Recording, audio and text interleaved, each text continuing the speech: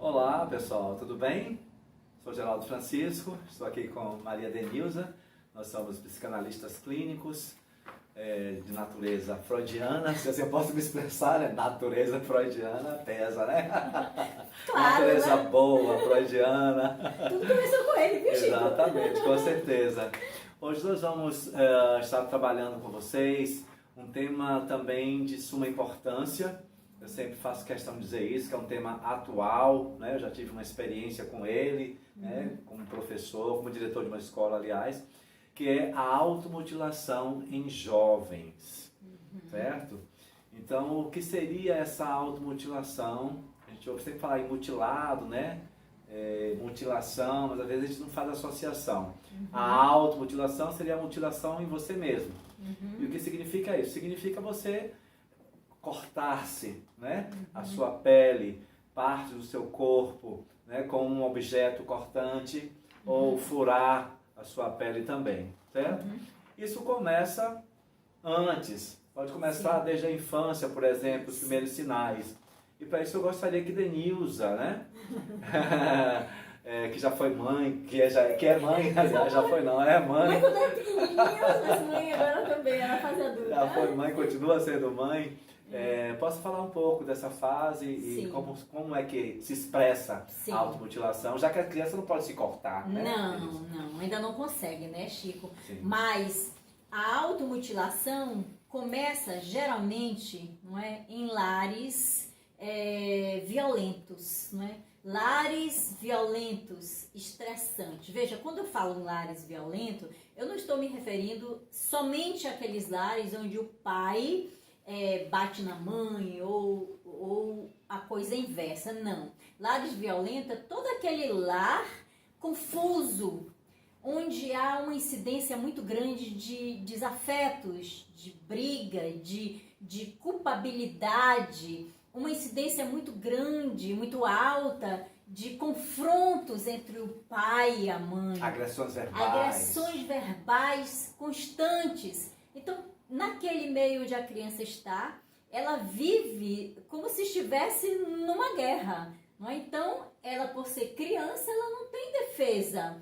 Ela não tem com quem conversar, já que os pais nem entre si conseguem traçar essa comunicação. Então, imagine se a criança vai conseguir. Então, o que ela faz? Ela se refugia nela própria, buscando um alívio. E o que a criança já manifesta bem pequenininha? Ela se morde.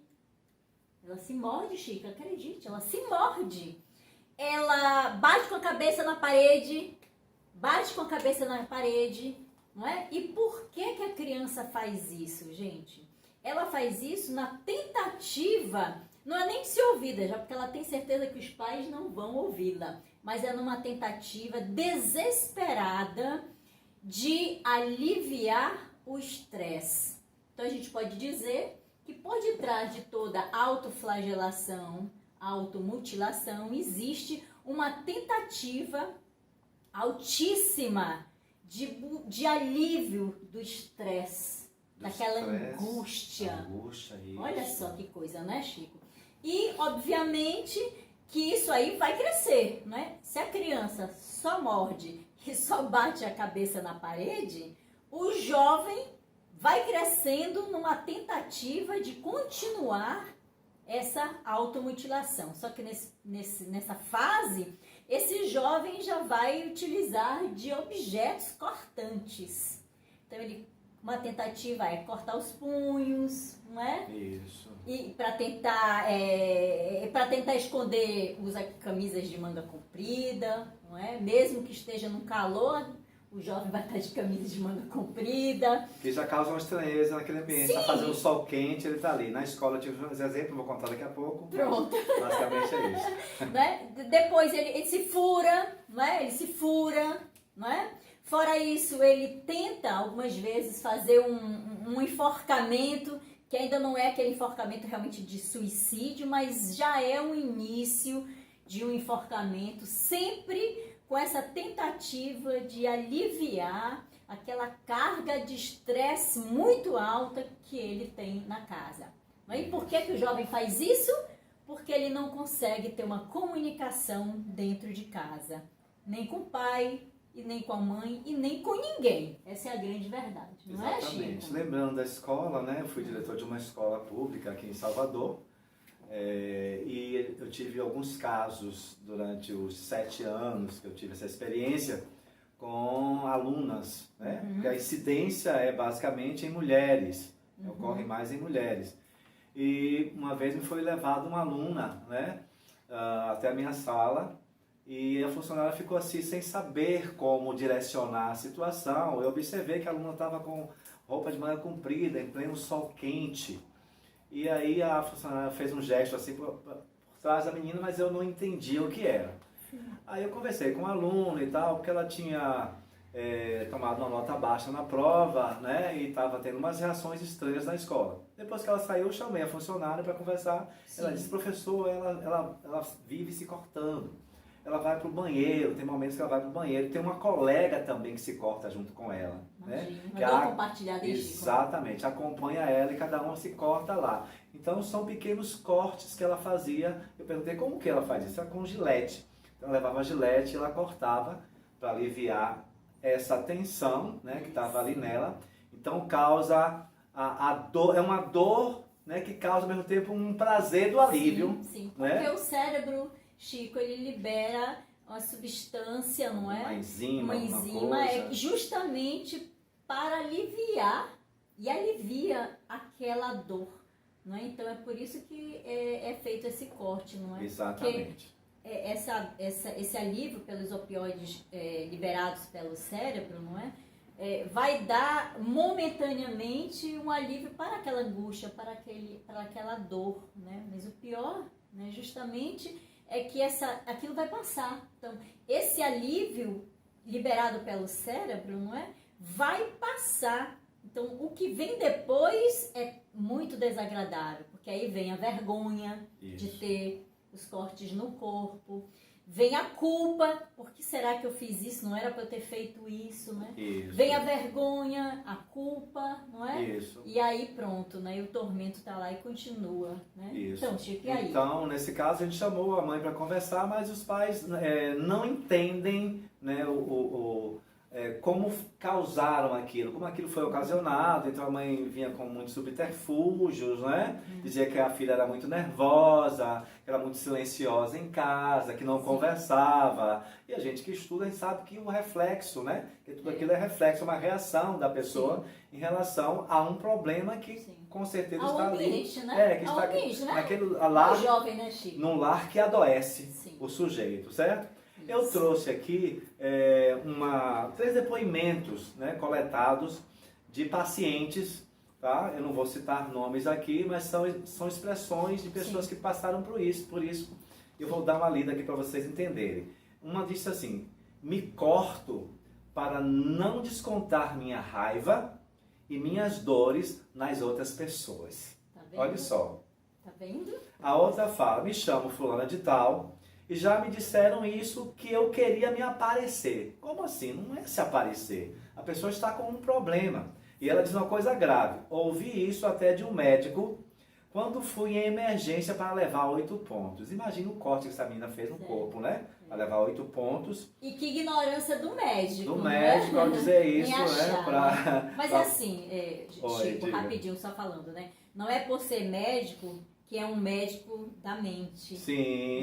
E há muitos casos de médicos que estão totalmente despreparados para lidar com a psique humana, não é? Então, eles cuidam do físico, não é? Não da mente, não é?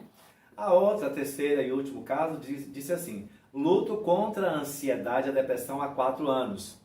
Nesse tempo perdi meu pai e logo depois descobrimos um câncer de mama da minha mãe. Então vejam que já tem um quadro familiar complicado, né? Aqui ela não vai falar de falta de comunicação, nada, já é uma outra etiologia, certo? Sempre estive do lado dos meus pais em tudo. Deixei de fazer as minhas coisas para fazer as deles. Nos últimos dias do meu pai foi a mesma coisa. Depois que ele faleceu, eu tive que cuidar da casa e da minha mãe sozinha. Agora que minha mãe está com câncer, faço tudo sozinha de novo. Não recebo ajuda nem das minhas irmãs. Tenho sofrido muito com desgaste emocional e físico. Então essa menina está num contexto onde ela está sozinha, Lembro, com né, uma que eu carga, né, de cuidar desses pais. Viu um partir, a mãe está com câncer, ela continua sozinha e tem umas irmãs que não partilham essa carga com ela. Então, uma ansiedade, né, uma angústia Estresse, muito né? grande, um estresse. E ela diz assim, eu bato na minha cabeça, naturalmente ou com alguma coisa, ou com os próprios dedos, me corto e às vezes tento até me sufocar, né? Que a pessoa pega aqui e vai, né, para tentar aliviar aquilo. Ela não sabe o que fazer, né? Não queria, mas acabo fazendo isso, porque a pessoa ela tem consciência do que ela está fazendo, mas ela é impulsionada a fazer aquilo, como uma reação. Não é isso, Denilza? Uma tentativa de alívio. Exatamente. Acabo fazendo isso como uma forma de aliviar a minha dor.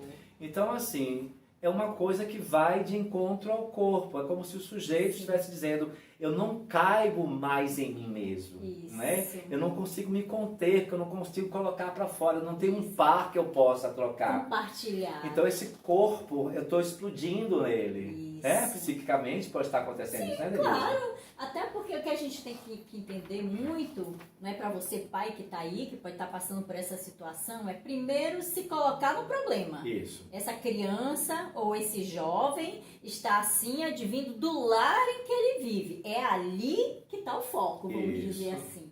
Depois que a criança ou jovem que se autoflagela entrará em uma depressão que depois poderá convergir para o suicídio.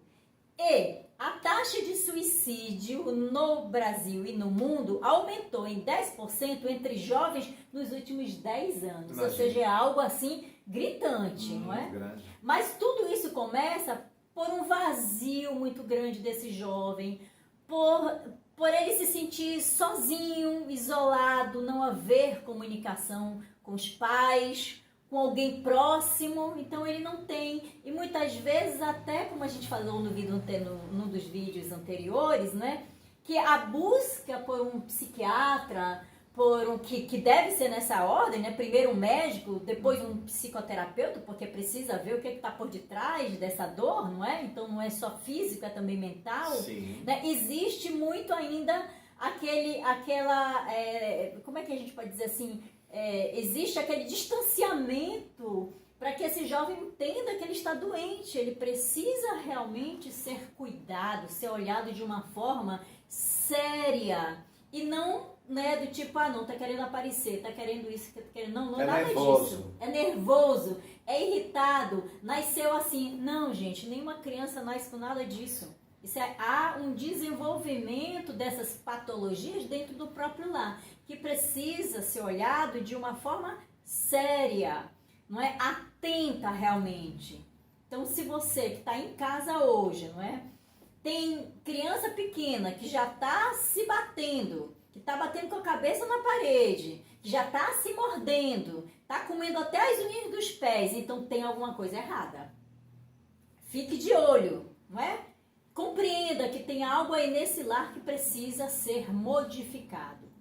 Não é, Chico? Isso. E se esse jovem também já está andando com camisa de manga comprida, num sol de 40 graus, e ela está constantemente assim, opa, tem alguma coisa errada com esses braços aí. Por que eles não ficam à mostra? Até porque a juventude gosta de se mostrar, né, Chico? Inclusive, estou lembrando que teve um caso de uma jovem que ela tatuou o corpo todo, para poder esconder justamente Os cortes dela. Tá vendo, gente, como é um tema sério?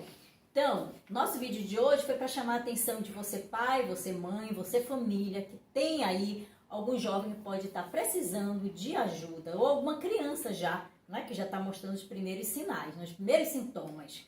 Não é? Então, a gente espera de coração, eu e o Chico, né, Chico, Isso. que você compartilhe esse vídeo com outras pessoas, outras famílias que podem estar precisando. Nos siga, deixe seus comentários, né? Esteja aí junto com a gente nessa tentativa bacana e legal de mostrar que há, sim, a possibilidade de a gente ter o paraíso aqui na Terra.